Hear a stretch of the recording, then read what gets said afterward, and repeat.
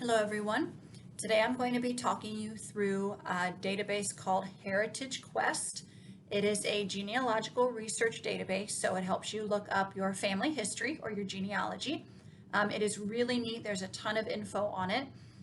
Real quick, I just wanted to remind everyone, as with my other tutorial on genealogical research on Fold 3, which is another database available to you through the Putnam County District Library, and I have a tutorial on that as well. If you want to watch that, it's on our Facebook page. It's also on our YouTube page. The more information that you have on your family members, the better. So their birth date, their death date, their spouse's names, their siblings or their parents' names, where they lived, where they were born, etc. If you have all of that information going in, or at least some of that information going in, it's going to be easier to identify your family members, especially if there's perhaps a duplicate name in the system. You definitely don't need all that info to do genealogy research, but the more info you have, like I said, the easier it may be to identify them. So it's a really neat resource. Like I said, it's called HeritageQuest, and I can't wait to show it to you. So let's get started. So to begin, we are going to visit the library's website. So in your address bar at the top of your internet browser page, you can type in mypcdl.org and it will bring you to our website, and then you hover your mouse across this blue bar here until you get to adult. The drop-down list comes up automatically. You do not have to click, and then we're going to just hover down to research and click on research. When the online reference collection page has opened, we're going to use this alphabet across the top, and we're going to click on that letter H, and then HeritageQuest is the third one in the list. So we are going to click on Use this resource with HeritageQuest. Now you may have to enter your library card number to open up this page. I was working on this earlier this morning, so it's left me logged in. But if you are not on the library's property, you will probably have to log in with your library card number. So just be forewarned, you may want to have your library card handy so you have that number. So this is the HeritageQuest online start page. So you can see at the top we have search, research aids, and maps. There is a lot of material to search with. This is an amazing website, an amazing resource for searching. Lots of different directories and records, all kind of from this one place. So we're going to click on that word search in the pink bar here in the center. We're going to click on search. So you can see you can search the census, books, wills and probates, city directories. I mean, it goes on and on and on. There's so many things. So real quick, I'm going to show you a quick census search. I'm going to click on 1930. I'm going to search the 1930 census, and I'm going to search for my grandfather. So you just type in your family member's name. You can add pertinent information here if you'd like to narrow down your search. I'm just going to search his name, because I've done this before and I know that it will pull him up just with his name. So there are other James Trames, it looks like, but my grandfather is this one here who lived in Ottawa, Putnam County, Ohio. So I'm going to click on View Record. On the left-hand side, you can see the image. That's the actual image from the census. That's the sheet that they wrote all this down on. And then in the middle column here, they've pulled the pertinent information. So you can just use this center bar here with, if you're looking into maybe where he lived or what his house number was or the family members, his household members. That's all listed in the center here. It is neat to click on the image itself and actually look at it. And one of the really nice things about this HeritageQuest resource is that it will actually highlight. So I'm going to zoom in and then scroll over. You can see here lines 35 through 39. They have highlighted in green the family, and they have highlighted in yellow the exact person that I was searching for. So it makes it much easier to follow the line of the census form, so you can see their answers. So I know that my grandfather was 11 in 1930, so he was probably born in 1919, which I think I knew that because my grandmother was born in 1918 and she always said that her husband was a little bit younger than her.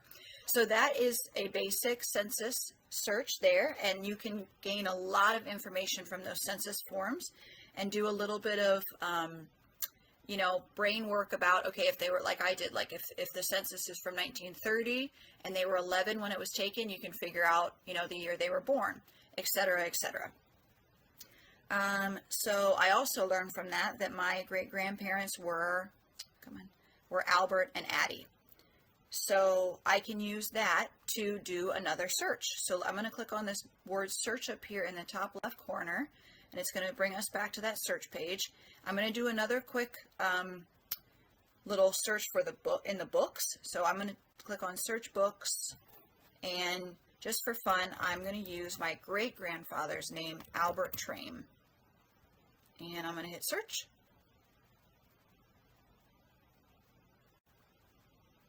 And look at that. There's actually a book in their database that has my great-grandfather Albert Traim's name in it. Now, of course, I would click on this and open it up, which I just clicked on it so we can look at it real quick.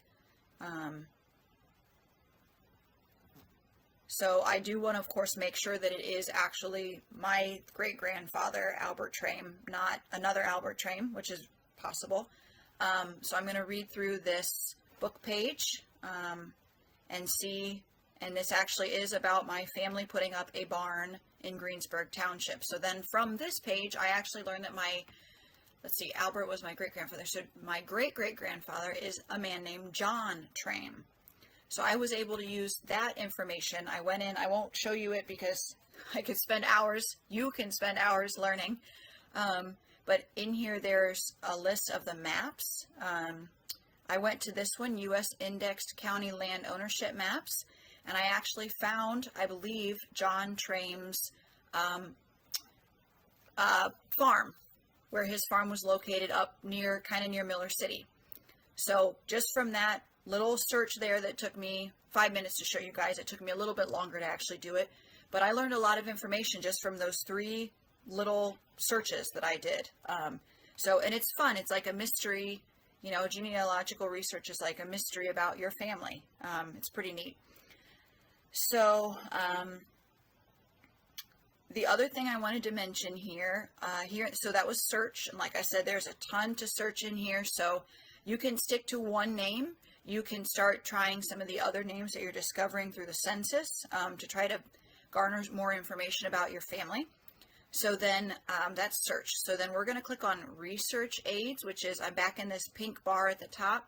Research aids is this middle one. You can see my little mouse finger hovering over. So if I click on research aids, this is general info for especially budding genealogists to be able to understand the context of their sources. So for example, the census. You can read about how they began doing the censuses and how, maybe some of the time the records have been lost. And so when you're searching and you're not finding anything, say you're in that 1930 census and your family member lived in 1930 and they're not showing up, maybe those records are lost. And this central bar here, the purple, gives you some information about how to read the census. And like I said before, you can do a little bit of math and brain work around the timeline of your family, all just based off the census. There's a lot of information in those little lines about your family and their history. This getting started here on the left, for example, this middle one, creating timelines that produce answers.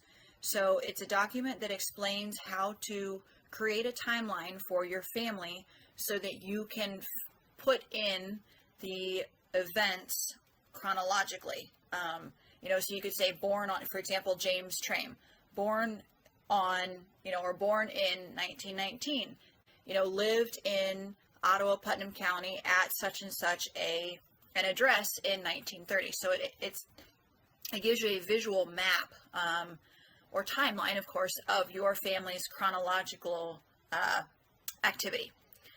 So the third column here, the pink, the beyond the basics, it says ready to move beyond the census records. Here's a few ideas to get you moving. So there's a cemetery research primer, which honestly I haven't really looked into too much, but I did read this one, The Black Sheep, 10 Things to Know. I found it really interesting. I haven't done any research in my own family, but just reading this little info sheet about black sheep, it was really cool. You know, a black sheep, of course, is somebody that, you know, maybe lived under the law or was a convict or, you know, something. And it talks about the fact, I think, that a lot of the time if you have a black sheep, there's just holes in their history. There's not, you know, so it was a really interesting read. That was neat. So the next thing I wanted to mention was this third option at the top in the pink bar. So we've talked about search, we've talked about research aids, and now maps. And this was also really cool. If I click on Ohio here in the list, here in the center, if I click on Ohio, there we go. It pops up, so it gives each state's history starting in 1790, about the state's county development, the history of the counties. So we can see that in 1790, here on the left-hand side, you have the column with the different years. In 1790, Putnam County and the surrounding area, that was all part of the Native American lands. So I thought that was really cool. I learned a lot. I'm just really getting into local history, so I found that to be very informative. The last thing I wanted to mention, if we go back into this search tab here, on the right-hand side, you can see it says in this white box, now you can send the records you find home. Select the Send Document button on the left of the record page. So if you are in, say, a census record and you see that Send Document button on the left-hand side, you can send it to yourself in an email. So you don't have to keep coming back in and searching for it. You can send that information to your email address and you can just open it up from your email. I thought that was really, really convenient and such a cool little tool for them to provide. So hopefully this gives everybody a good intro of HeritageQuest, intro to HeritageQuest, I guess. I really encourage everybody to do some genealogy research in your spare time. It's really fun, and this is a great resource to use. And of course, it is free with your Putnam County Library card. So thank you for watching.